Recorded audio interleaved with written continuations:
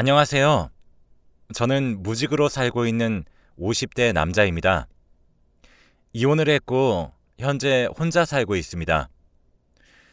아내는 20대 초반부터 만나왔던 여자인데 최근 조금 많이 충격적인 일을 겪어서 여러분들께 공유를 하려고 합니다.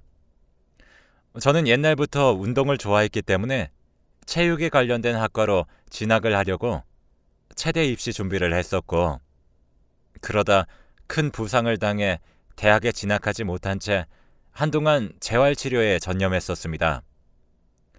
재활 자체가 너무나도 힘든 과정이었지만 그러다가 알게 된 트레이너분이 너무나 친절하셨고, 제가 절망할 법한 상황이었음에도 불구하고 크게 힘들어하지 않도록 긍정적인 영향을 많이 심어주셨습니다. 그러다 점점 몸이 회복되었고, 선수로는 조금 늦은 나이였지만 워낙 운동에 소질이 있다 보니 몸 쓰는 거에 잘 맞는 성향이라 직업군인이라는 직업을 가지게 된 것입니다. 그리고 그 트레이너분이었던 사람이 바로 제가 오래 만나온 여자친구였고 저의 아내가 되었고요. 제가 재활하던 시절부터 만났고 진지하게 만나기 시작한 사람이었기 때문에 진심으로 사랑했습니다. 연애 초반부터 성격도 잘 맞아 잘 싸우지 않았고, 시간이 흐르고 남들한테 한 번쯤 다 온다는 그런 권태기도 오지 않았었습니다. 저희는 정말 당연히 우린 결혼을 해야 한다고 생각하고 있었죠. 결혼을 하게 되면 제 직업이 군인이기 때문에 나라에서 저와 여자친구 둘이 머물 수 있는 집을 제공받을 수 있었고, 그래서 집에 대한 큰 걱정이나 근심은 가지지 않고 있었습니다. 지금 돌이켜봐도 참 행복한 20대 시절이었지만 결국 현재는 이혼했어도 아내와 저는 그땐 참 행복해했으며 예쁜 커플이었어요. 저는 성실하게 군인으로서의 책임을 다했고 또 가정에도 충실했으며 아내 역시 그랬습니다. 아내는 결혼을 하고 나서부터는 경제활동을 하지 않았으며 전업주부로서 최선을 다하는 편이었죠. 그렇게 저희는 정말 행복한 날들을 보내고 있었는데 저희에게는 딱 하나의 문제가 생긴 게 되었네요. 바로 아내 건강이 좋지 못했기 때문에 아이를 임신하기에 쉽지 않았다는 점이었습니다. 하지만 저희 부부는 아이를 가질 생각이 없었기 때문에 그렇게 신경 쓰지 않았고 반려동물을 입양해서 키우며 더할 나위 없이 행복한 결혼 생활을 할 수 있다고 생각했습니다. 아내의 건강이 안 좋아 잘 돌봐줄 사람이 필요했는데 저는 직업 특성상 개인 시간을 많이 활용할 수 없는 사람이라 매번 아내한테 미안한 마음이 컸죠. 그리고 저희 아내는 일본이라는 나라를 참 좋아했는데 제게 이런 부탁을 하더라고요. 여보, 1년 정도만 일본에 가서 요양을 하고 내 건강을 위해 한번 일본에 가서 살아봐도 괜찮을까? 라고 조심스럽게 물었습니다. 저는 결혼한 지 몇 년이 되지 않았고 신혼이라면 신혼인 시기였는데 아내 없이 지내는 날들이 힘들 것 같았죠. 하지만 건강이 좋지 않은 아내를 위해 저는 허락할 수밖에 없었고 아내는 1년 3개월 정도 일본에서 요양을 하다 왔습니다. 그 기간 동안 아내를 만나러 휴문할 일본에 갈까도 했지만 시간적으로나 금전적 상황이 여의치 못했고 아내도 본인 때문에 제가 일본까지 오는 걸 극구 말렸기 때문에 정말 꾹 참고 견뎌냈어요. 그러다가 1년이란 시간이 생각보다 금방 흘러 아내는 활기를 되찾은 모습으로 한국으로 돌아왔습니다. 공기 좋고 좋아하는 것들이 가득인 도시에서 휴양을 한다는 일이 참 중요했다는 아내의 선택. 그렇게 저희는 행복한 결혼 생활이 몇 년 흘렀고 결혼 생활은 여전히 좋았습니다. 어느 날 정말 갑자기 아내는 저에게 아이를 입양해서 자식을 키우는 게 어떻겠냐며 제안해왔죠. 저는 그때 정말 충격을 받았습니다.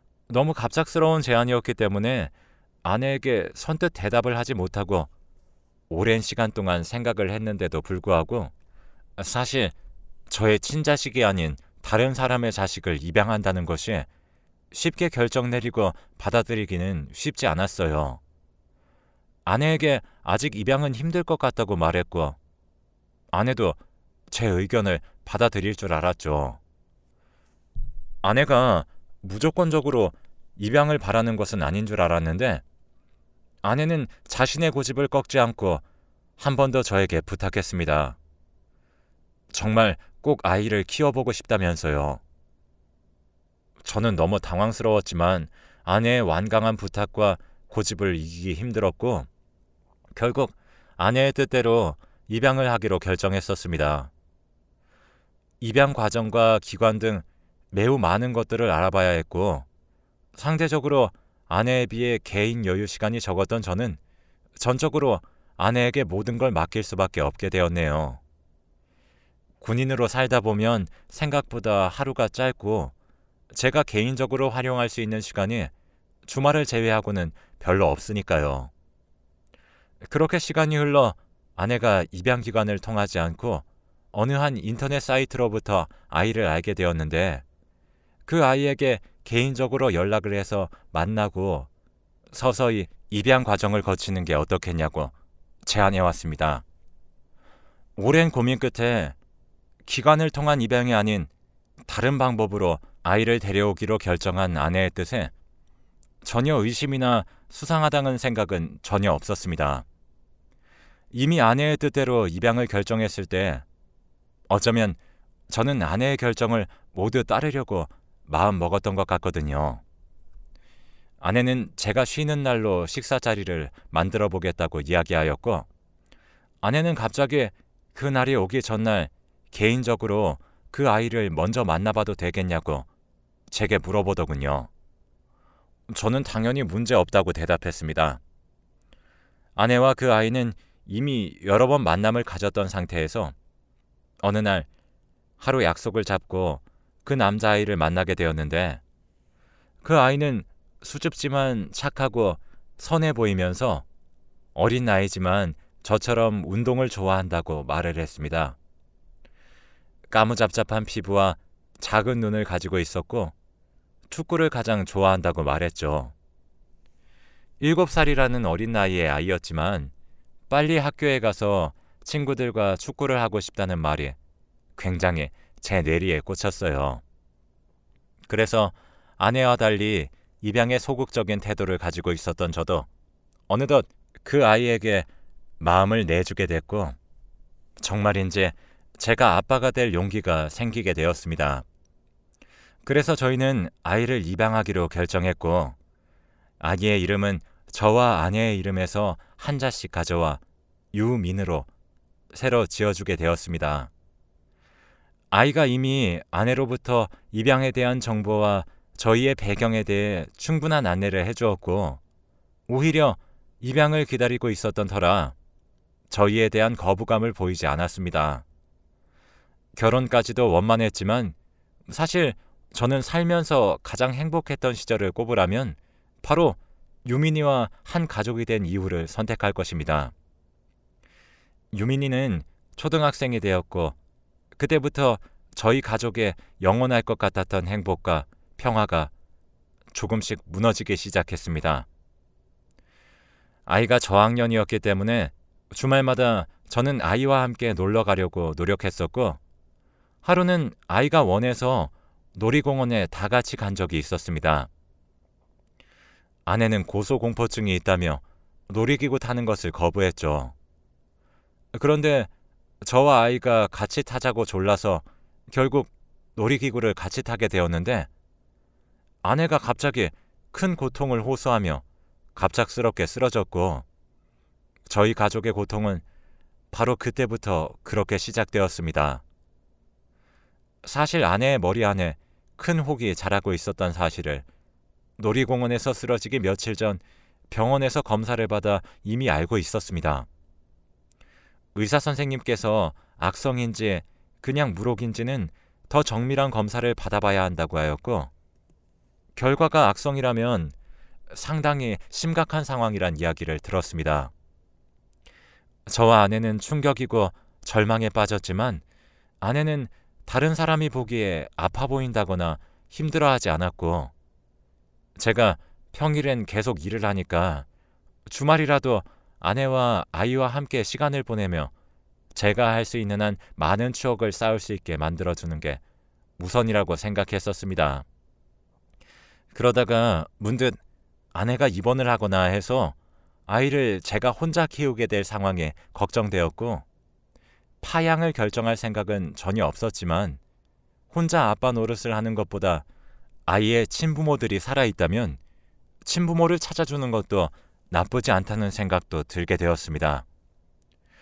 그저 저 혼자만 아이의 아빠 역할을 해야 한다는 것에 대한 막연한 두려움으로 아이의 친부모를 찾아 어떤 상황인 건지 자세히 알고 아이를 더 잘 이해하고 싶었던 마음뿐이었죠.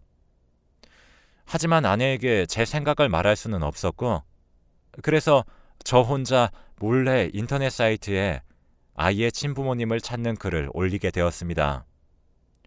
하지만 도통 소식이 없었고, 그러다가 우연히 사람을 찾아주는 기능의 작은 심부름 회사를 알게 되어 조금의 비용을 지불하고 심부름 회사를 이용하게 되었습니다.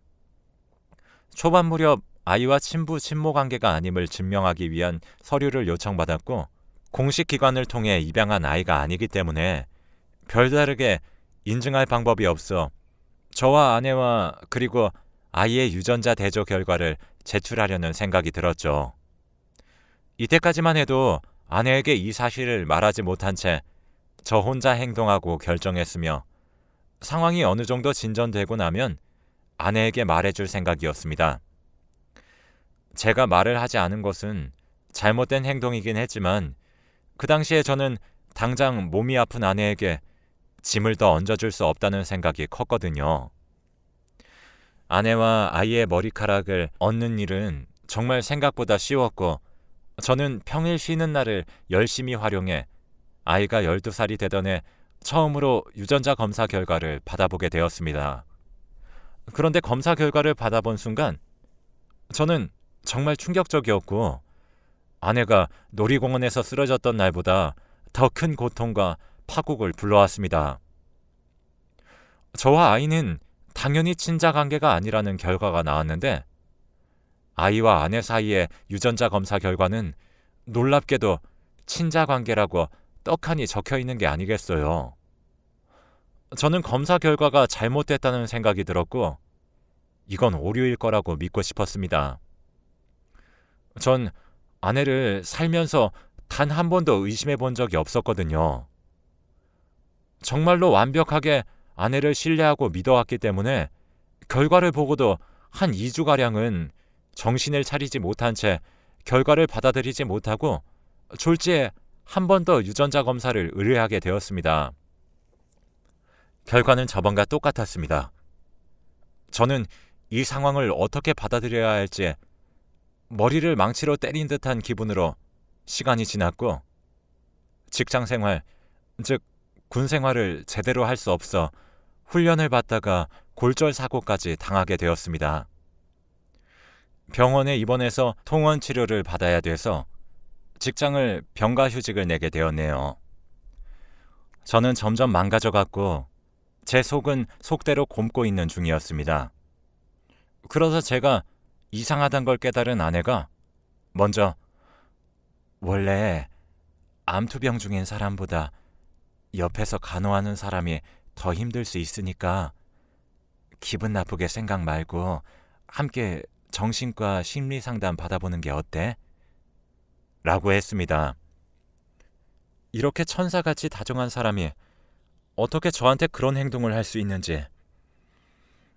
아직 아내에게 친자 검사 결과에 대해 말하기 전이라 아내의 말대로 심리치료를 받고 극복해 보기로 결정했습니다.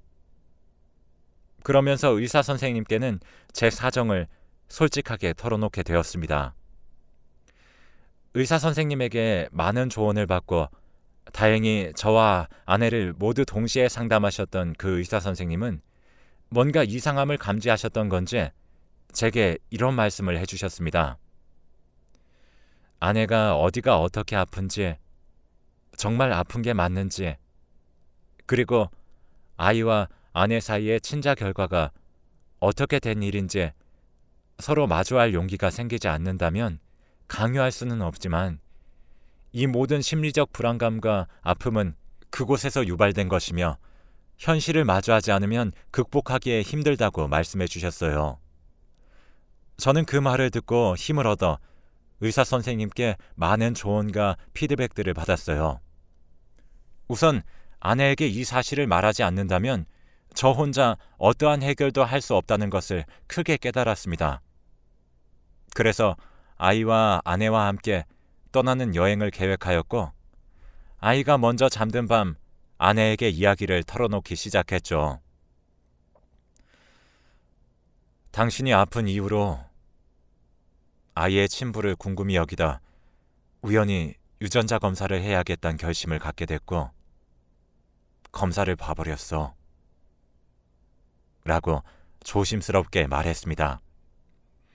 그 이야기를 듣던 아내의 눈빛은 크게 요동쳤으며 처음으로 천사 같은 저희 아내가 제 아내 같지 않다는 생각이 들 정도로 아내는 흥분하며 제게 화를 냈습니다. 자기가 오죽하면 그랬겠냐고 말하며 제가 받아들이기 힘든 말을 계속했습니다. 어떻게 된 일인지 들어보니 아내는 저를 만나며 저 몰래 불륜을 저지른 것입니다. 결혼 초반 저를 두고 요양을 한다며 일본에 갔을 때 남자아이를 임신해 출산까지 했다는 사실을 알게 되었죠. 정말 충격이었습니다. 임신을 하고 일본에 간 것인지 아니면 일본에 가서 그런 일을 겪게 된 건지 물었더니 아내는 더 대답해주지 않더라고요. 전 아내가 오히려 당당한 모습으로 나오니까 아내에게 고소하고 법적으로 알아내겠다고 말했고, 사람이 너무 충격을 받아서 그랬던 건지 어쩌면 유전자 검사 결과를 봤을 때 그 충격으로부터 단련이 되었던 건지 모르겠지만 생각보다 침착하게 그 상황을 대처할 수 있었습니다. 아내는 법으로 하지 말자고 솔직하게 다 말해주겠다고 했어요. 아내는 한국에서 저와 연애할 때 직업 군인이었던 제가 같이 시간을 보내지 못할 때마다 큰 외로움을 느꼈었다고 했습니다. 그러다 우연히 휴대폰 어플로 알게 된 남자와 동네 친구가 되었다고 합니다.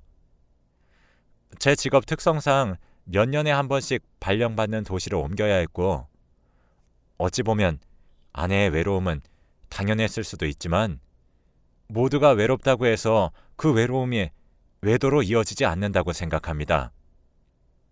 그러다 그 남자랑 정이 들었고 저와 그 남자 둘 다 놓칠 수 없었던 제 아내는 안정적인 직업을 가진 것으로 보이는 저와 결혼했지만 그 남자와 계속 연락해왔고, 저희가 임신이 안 되던 이유도 저는 아내의 건강 때문이라고 생각했는데 알고 보니 병원에서는 아내의 자궁 건강엔 이상이 없다고 했답니다. 결국 임신이 안 됐던 원인도 오로지 제 문제였던 것을 알게 됐고요. 아내는 아이를 갖고 싶었고 아이를 갖고 싶다는 마음이 아주 컸기 때문에 오래 만남을 가져오던 그 불륜남과의 임신을 계획했다고 했습니다. 저는 사람이 어떻게 그렇게 사악하고 못될 수가 있는지 그때 처음 알게 되었고, 저를 배신하고 오랫동안 제 옆에서 착하고 헌신적인 아내 역할을 했다는 것이 정말 무서울 지경이었습니다. 지금 생각해보니까 인간은 본인의 목적과 이해관계에 따라 천사가 되기도 하고 악마가 되기도 하는 것이 세상의 이치인 것 같습니다. 저는 그날 아내를 통해 모르고 살고 있던 진실에 대해서 깨닫게 되었고 아내와 아이와 인연을 끊기로 결심했습니다.